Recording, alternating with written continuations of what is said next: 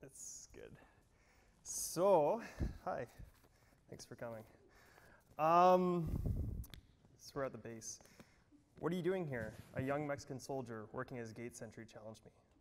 I'm looking for a place to camp on the beach. Is it possible here? Not really understanding my Spanish, he replied, you want to see the turtles? See. Sure, that will do. I wasn't really sure what to expect as I entered the base on Michoacan State, Mexico. In Canada, other than the Remembrance Day and recruiting shows, the military is seldom seen in public. I consider this to be a healthy thing, to have a separation between the military and the public, a society where soldiers train outside of the public sphere and are seldom used to police domestically. In Mexico, the distinction is lost. The police and military often appear to go hand in hand, a constant presence with troop carriers passing on the road, vehicle checkpoints, and door-to-door patrols. In Zihuatanejo, Mexico, a modern tourist and fishing town, we watched a vehicle convoy of masked soldiers ride past us at midnight through popular alleyways hosting nightclubs and cantinas. For the locals, this isn't alarming, it's normal. I had grown accustomed to this daily occurrence and was now really curious to see inside their world. As I marched my bike past the gate and pushed it through the sand, I watched young men painting rocks and filling sandbags, soldiers running on the beach in olive green t-shirts, and an older man lying in a hammock, whom I presumed was an officer. I felt obliged to make my presence known, and so I asked the man in the hammock where I could pitch a tent. He gave me this complacent look which read, I really couldn't give a shit, kid. I set up camp between a military obstacle course and, oddly enough, a turtle refuge.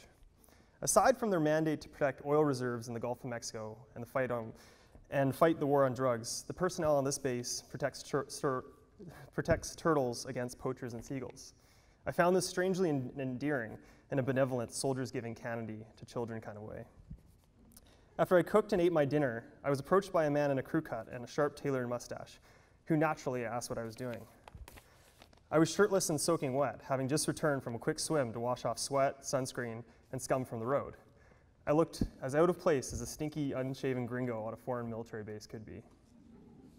After introducing myself to Patricio, I learned that it was his job as a Marine to both guard and protect the turtles as he pounded his chest with pride. Zookeeper by day, soldier by night, I thought. Instead of admitting that I had reached the end of my day, steered off the road towards a mango orchard field, and accidentally ended up on his base, I said I really just wanted to see the turtles. Excited that someone had taken interest in his turtles, he whispered, is it just you? I can show you the tortugas. I had separated from Guillaume a few days prior, planning on meeting up later, and I was experiencing kind of individualistic walkabout as I rode alone. We opened the gate to the turtle refuge, and I peeked around looking at the turtle eggs. He pointed and said in a non-negotiable tone that he'd wake me early in the morning to release the turtles into the ocean. I fell asleep to the sound of soldiers on ATVs buzzing around the beach, then awoke to the sounds of Patricio whispering outside my tent.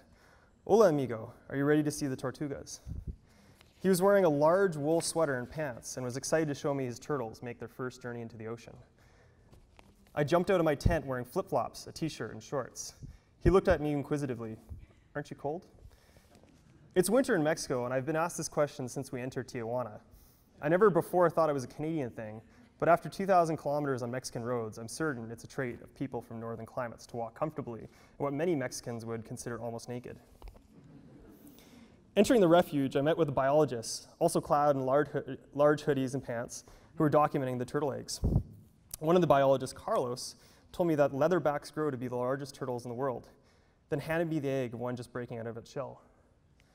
I stared at this very tiny, critically endangered animal as it emerged from its shell. In my ignorance of turtles, I could not at first discern them from the gooey mess in the shell, but I felt a serious sense of wonder and amazement. Something so small and vulnerable, even with the help of biologists and heavily armed soldiers, must squirm across the beach, braving aggressive, opportunistic predators, tumble into the swell of the violent ocean full of larger marine predators, then instinctually figure out life in a world that includes a heinous fine dining culture that relishes the eating of endangered species. For all the wrongs of human existence, giving turtles a little bump is a small gesture. These slides don't really match up. I was taken down to the beach with Patricio and another soldier, and we gently tipped the turtles from a small basket into the sand.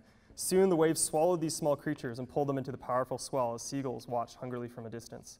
Patricio noted with a wink that the senoritas love the turtles.